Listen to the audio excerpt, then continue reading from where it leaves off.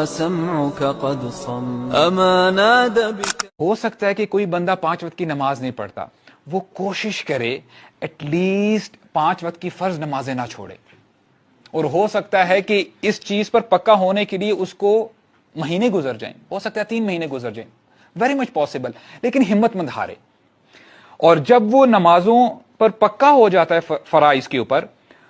اس پر consistent رہے اور تھوڑے عرصے بعد اپنے آپ کو نیا ٹارگٹ دے کہ اب میں نے سنتیں بھی ادا کرنی ہیں،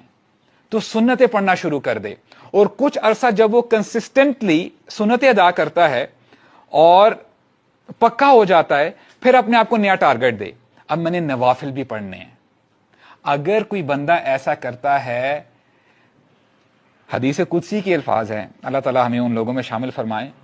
وہ بندہ اللہ تعالیٰ کے اولیاء کے رینکس میں آ جاتا ہے، وہ اللہ تعالیٰ کا ولی بن جاتا ہے.